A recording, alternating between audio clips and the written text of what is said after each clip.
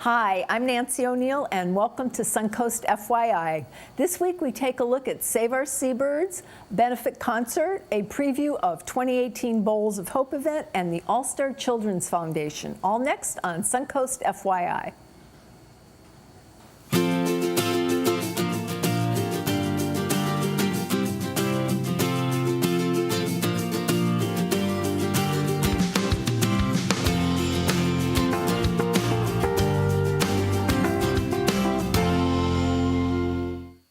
If you're looking for a fun event Friday night, well, we're going to tell you about a concert helping our feathery friends. And joining me now to talk about Save Our Seabirds concert is underrated frontman Sean O'Mara. Yeah. Well, hi, nice to meet you. Thanks Good. for having me. Good, and I mentioned it earlier, I've already bought tickets for your concert. That's great news. I went on your website, I listened to your music, and I love it. So now we need to share all of that with our viewers so they buy tickets too. So let's start with Save Our Seabirds. Why did you choose them as recipients for your fundraiser, Sean? I think everybody who lives here knows with the red tide situation and the algae bloom that we've had. It's just been a tough deal for them. They've had an influx of birds over the last 6 months, and they just need our help. We looked at people to give money to. Their funding is a big deal. A lot of people get big funding from big companies, and they don't get that.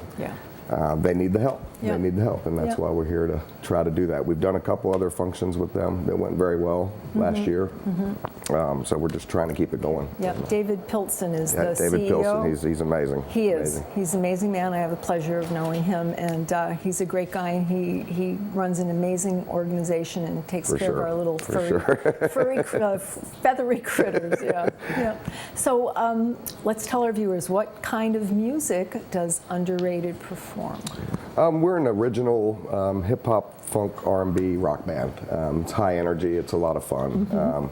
We have my friend Mike Messenger on the drums, Brian Page on bass and vocals, Mark Spagone on guitar and vocals, and then myself. And you do piano and vocals? Some piano and vocals. We write everything together, and it's a great vibe and a lot of fun. Awesome. Now, how long has the band been together? In Sarasota, the full band's been together a couple years. It's been around for about 20 years, so on and off. So. Okay. Now we need to know where this fundraiser is going to be held and when. At the 5 O'Clock Club. The reason for that, it's just such an iconic venue. We love that place. Evie's took it over, and Kelly's Live also is involved in that venue, and it's run very well. It's a great place. We love that Southside Village area. Yes, so, it is, it's just a great spot. We're going to be doing another one in January. That'll be at Stottlemyre Smokehouse in January. So we're just picking venues that are great music venues, and the most opportunity that we can get people out. Good time of year now. Right. They're starting to cool down a little bit. So it's going to be at the 5 O'Clock Club, and it's going to be on the 23rd, right? Yeah, Black Friday, actually. There we go. Right. Yeah. And what time is it going to start? 9 p.m. We have the band called the Shore Dogs that are opening the show. They start at 9. They're fantastic guys. They've been a big help through all this as well. And how about prices? Is there a cover to $7 before if you go to Eventbrite and order it online. You can go to underrated.com, the website, and order it there as well, like you did. Or at the door, it's $10. Okay.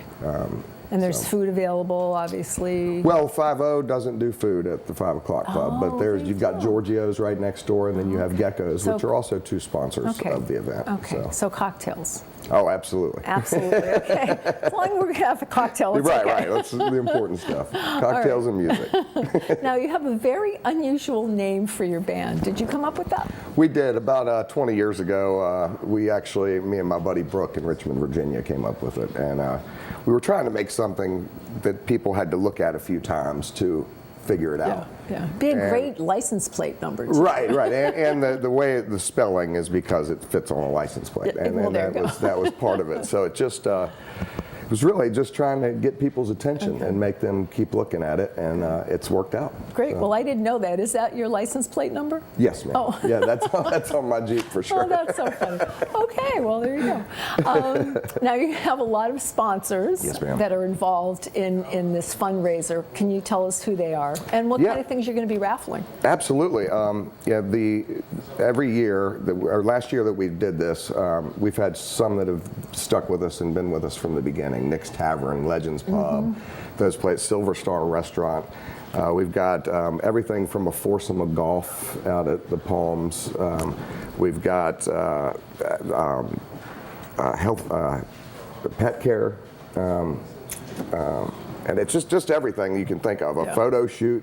Plenty of places to eat, just a lot of fun. There's a lot of, It's going to be. So the raffle, is it like a silent auction? No, we do an actual raffle. What we do is at the door, everybody gets a ticket, gets one raffle ticket automatically. Then at the event, you're able to purchase more raffle tickets. You can buy 5 of them, 10 of them, or you can get an arm's length for $20. And that just goes in, all that goes to Save Our Seabirds. Okay. So all the money goes to Save Our portion of the door, and all of the raffle money goes to them. All right. For sure.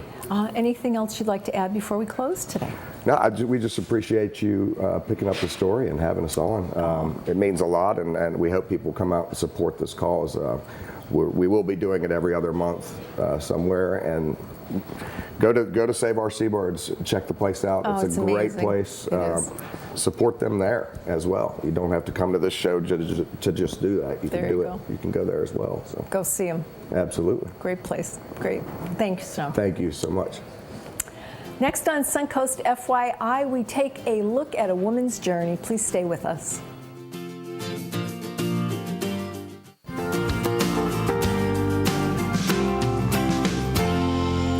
I'm joined now by Susan Jones, the chair of Bowls of Hope, who's here to tell us all about their 2018 event. It's really nice to have you on the program. Thank you so much for the opportunity. And I've enjoyed our little chat. Yes, so have prior I. to coming on. But let's tell all our viewers, if they don't know, what is Bowls of Hope all about? Bowls of Hope is a fundraiser as well as a fundraiser, and it benefits All Faiths Food Bank. This year the event is occurring on Sunday, December 2nd. Our time frame is from 11 in the morning until 2 in the afternoon. So it's easy for people to swing by after church, or any activities they might have throughout the day. This year we're hosting it at Ed Smith Stadium. So a new location. We had it there last year, so but it's our second year at this location because it's such a fantastic spot, and we think we've really got the right venue with all the wonderful amenities that stadium has, and it's a privilege for us to be there. So for folks who've never attended before, what's it like? What can they expect when they get there, Susan?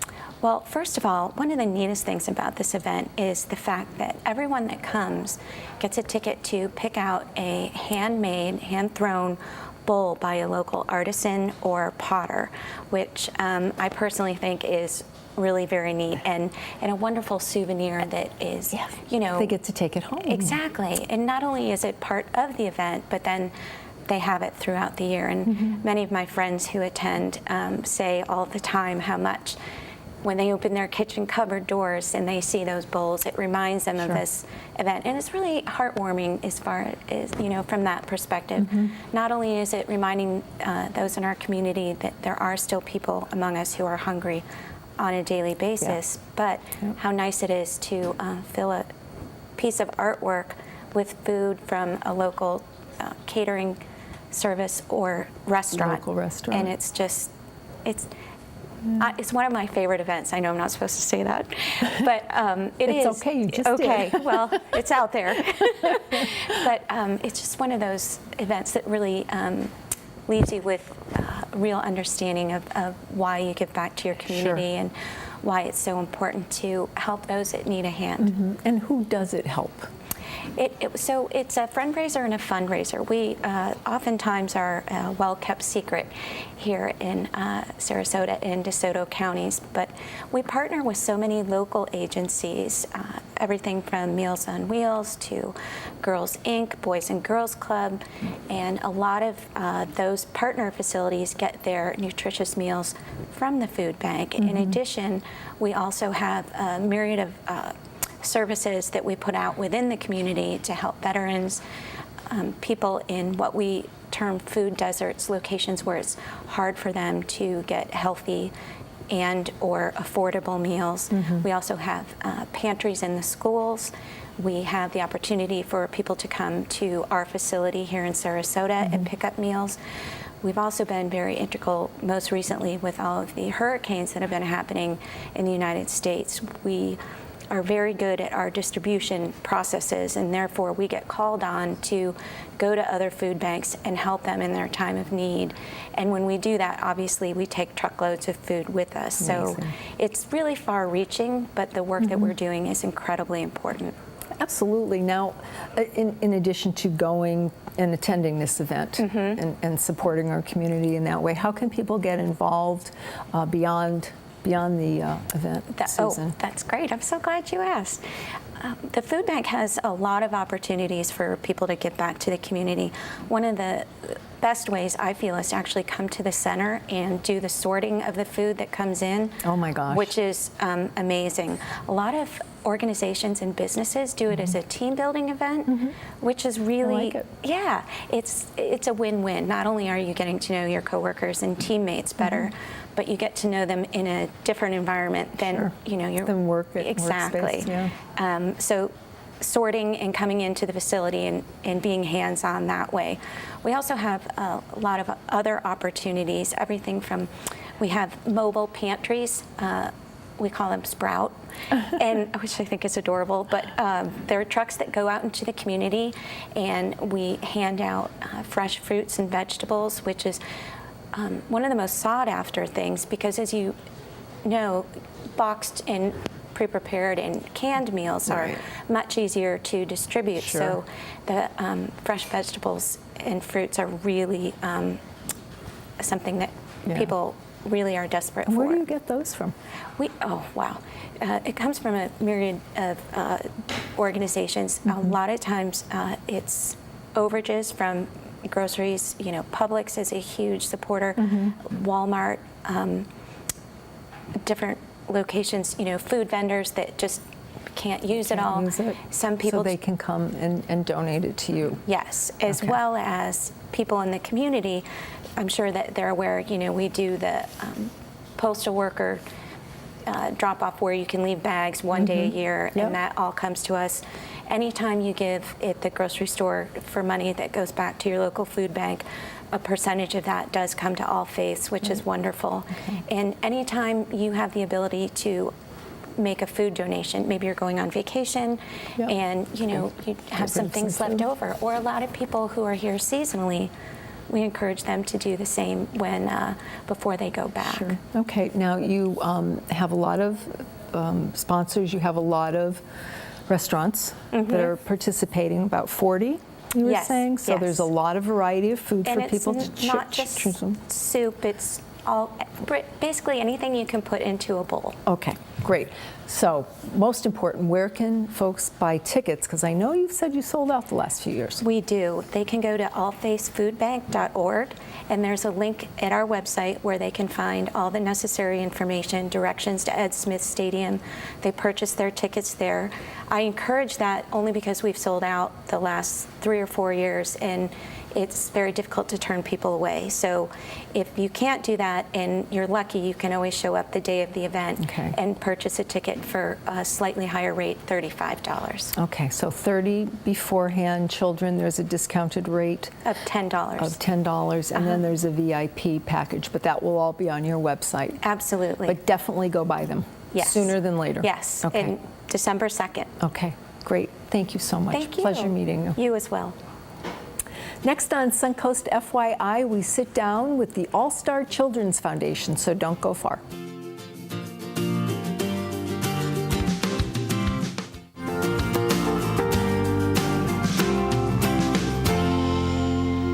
Joining me now are Grassi McGillicuddy and Lindsay May with the All-Star Children's Foundation. Ladies, thank you for coming on this morning and talking about this incredible, incredible foundation that you have. So for our viewers and myself, because I know very little, what is the All-Star Children's Foundation?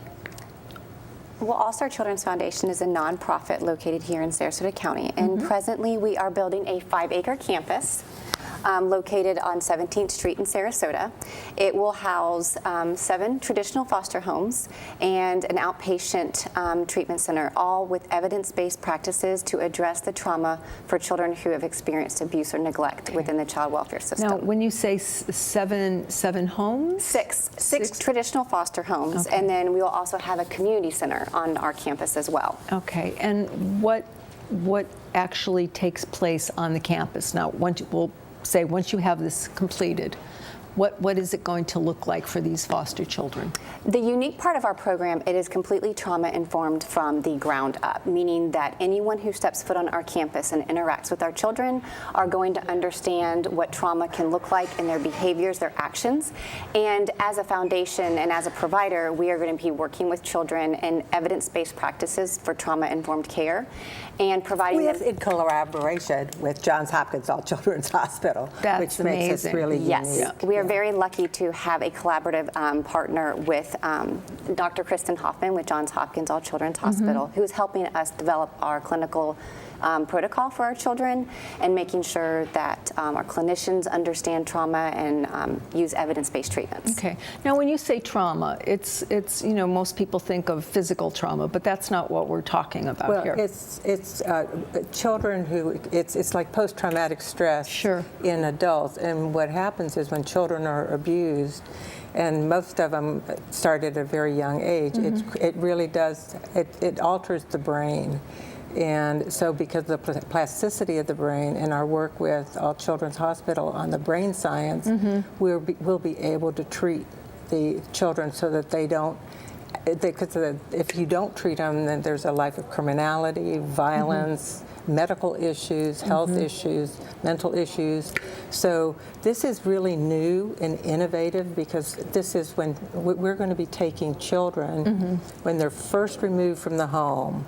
And instead of sitting in the back of a police car and wondering where in the world to put them, they're going to come into our place, be immediately triaged, welcomed into a well-loving home, and then really have evidence-based, scientific-based care delivered. And all the homes will have a little tricycle trail to go all around the place, and a big playground and a community house, and then the clinical treatment building, they'll be able to access it right from the campus. And we'll be treating other children in the foster care system and on an outpatient basis. Okay, well, that's it. I mean, children, when they're taken from their homes like that, traumatic. Period. That's an ACE. it. That's an adverse childhood experience. It's trauma. Absolutely. So to come into a loving environment where they're going to have art and music. I mean, I read all these wonderful things that you do. On your And drama website. therapy. Yeah. We're really collaborating with absolutely everybody in town that is doing wonderful things for children. Right. Now, Grassi, how did you become involved with the foundation? Well, back in 1986, I had the most amazing mom and dad in the world, and my mom was so overprotective. She boiled everything that came in contact with me. So when I read about this horrendous case in 1986 of a little child being brutally abused and ultimately killed, Oh my God. it just became my life's work. And so I've been involved in trying to find and treat and prevent child abuse for the last 30-some years. Bless and your now heart. this is a dream come true. This is a dream come true. And I think that now with every child that comes into our system who's been abused is really the next potential abuser. So by them coming in there, we'll work with their families, their teachers, their caseworkers, their social workers, everybody that comes into contact with these children, so that whenever they leave our place, it will be seamless. And that's how we'll break the cycle of child abuse, because chances are pretty good that if the parent is abusing the child, Yeah. that they were abused as children. Absolutely. And that's the only way we're going to You're gonna break that stop it. cycle. So That's beautiful. that's why we're building this, Okay. and that's my dream, is that every child It's so be loved wonderful and that, revered. that you get to see your dream come true. I am. And I'm on the construction site almost every day. You should be. It's very important. We weren't supposed to bring props, but I did. You're so cute. You're so cute. And Lindsay, how did you come to be with the program? I've been working in social work for about 10 years, and I came to All Star about a year ago when I was given an opportunity to be a part of something that was really going to look at what's happening within our current circuit and try to implement some change, and working with foster parents and their families to try to really help these children so that they in turn get the help they need, and it's not going to be something that continues to happen. Really break the cycle of child abuse. Yeah, and we have Actually, seriously, Lindsay's making my dream come true. It's team efforts, definitely. You're a great team. It's is. team We are. effort. It's a complete and total Yes. team. So it's going to be on 17th Street. Do you have a date of completion estimated? Hopefully, they've told us next July. Okay, and you'll be ready to move in. Yeah. Well, thank you. Anything else you'd like to say before we close? Well, no, if there's any questions, please feel free to reach out to us. Our information is on our website. We're always looking for opportunities for volunteers. We are looking at working some more trainings with foster parents. So anytime anyone ever has questions regarding, please reach out to us. We really want to educate our community on what trauma is. Yeah, join us and make this dream come true and make Okay. this a safe world for children. Thank you. Thank you. So much for having us.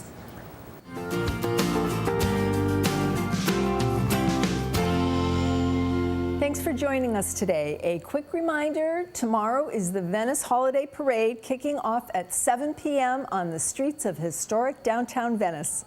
Happy holidays. If you would like to promote your community event on Suncoast FYI, we would love to hear from you. And this is a complimentary service. Please call our producer, Robert Pandolfino, at 941-361-4616. To view previous episodes, go to snntv.com under Programming. I'm Nancy O'Neill, and we'll see you next Friday on Suncoast FYI.